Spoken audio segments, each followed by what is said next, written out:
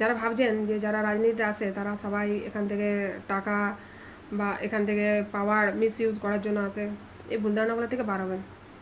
আজকে ভিডিওটাতে জাস্ট দুটো কারণ বলবো আমার মতো মানুষের রাজনীতিতে আসার। আমি গ্র্যাজুয়েশন লেভেল থেকেই একটা এনজিওর সাথে কাজ করতাম। তো তারপরে যখন মাস্টার ডিগ্রি করি তখনও অন্য একটা এনজিওর সাথে কাজ করতাম। যখন আমার বিয়ে হয়ে যায় তখনও আমি অনেক প্রাইভেট এনজিওর সাথে কাজ করতাম। তো একটা সময় উপলব্ধি করেছিলাম যে এদের সাথে কাজ করলে হ্যাঁ ঠিক আছে, কাজে আনন্দ আছে কিন্তু ফ্রিডম নেই। তো নিজের রেজিস্ট্রেশনে যখন নিজের কাজ শুরু করলাম, আমাদের কলেজের যিনি একজন প্রফেসর ছিলেন ওনাকে সাথে নিয়ে কাজ ভালো চলছিল, অনেক জায়গাতে অনেক কাজ করছিলাম। 18-19 সালে তো প্রচুর ভালো কাজ করেছি, মানে সেটার কোনো তুলনা হয় না। ধীরে ধীরে ধীরে ধীরে কী হলো, কোভিড পিরিয়ডের পর যখন আমি অন্যান্য কাজে ইনভলভ হয়ে গেলাম তখন আমার এনজিওর কাজ খুব ভালো চলছিল। তো রাজনীতিতে আসার সবথেকে বড় কারণ হচ্ছে, বা জেলার মেম্বার হিসাবে ওই যখন টিকিটটা পেয়েছিলাম তখন খুব আনন্দ পেয়েছিলাম, বা এখনও প্রাউড ফিল করি যে কিছু মানুষ আমাকে ভরসা করে এই জায়গাটা নিয়ে এসছে, তাদের প্রতি আমি কৃতজ্ঞ।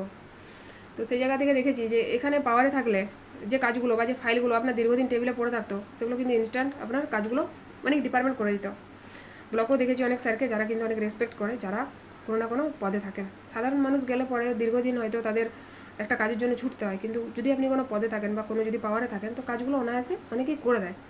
যদি ভালো মানুষ হন তাহলে আপনাকে কোনো জায়গা থেকে মানুষ কোনো জায়গা থেকে আপনাকে ফেরাবে না, কিন্তু তাও পদে থাকলে কাজ তাড়াতাড়ি হয়, এটা আমরা সবাই জানি। আর যে রানিং পার্টি থাকে তার সাথে থাকলে তো কাজ আর কিছু বলারই নেই, কোথাও আটকাবে না। তো সেক্ষেত্রে আমি একটু মমতা প্রেমী, কিন্তু রানিং পার্টি আমার তৃণমূল না থাকলেও আমি কিন্তু খুব মমতা প্রেমী, ওনার লড়াইটাকে আমি খুব রেসপেক্ট করি। দুর্নীতির জায়গাটা আলাদা জায়গা, ওনাকে রেসপেক্টের জায়গাটা আলাদা। তো এখানে কেউ আমাকে হার্ট করার মতন কোনো মেসেজ করবেন না। আপনাকে যাকে ভালো লাগে আপনি তাকে অনুসরণ করুন। সবারই চিন্তাভাবনা নিজের নিজের জায়গায়, সবারই চিন্তাভাবনাকে রেসপেক্ট জানাই, তো আমার ওনাকে খুব ভালো লাগে।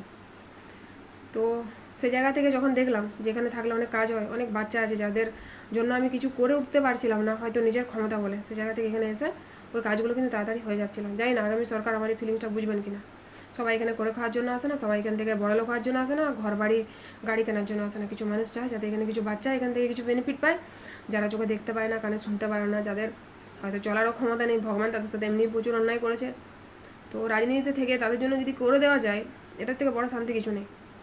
যারা সত্যি প্রকৃত মানুষ তারা হয়তো বুঝতে পারবেন যে সবাই পাওয়ারের মিসইউজ করে না। কিছু মানুষ থাকে যারা জানে যে পাওয়ারটা কোথায় কোন জায়গায় কাজে লাগাতে হয়।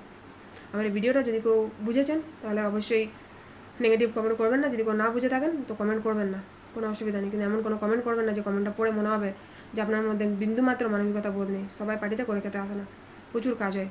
রাজনৈতিক যদি কোনো পদে থাকেন অনেক কাজ হয়। ভালো লাগলে ভিডিওটা লাইক কমেন্ট শেয়ার করে সাবস্ক্রাইব করে পাশে থাকবেন। অসংখ্য ধন্যবাদ ভিডিওটা শোনার জন্য।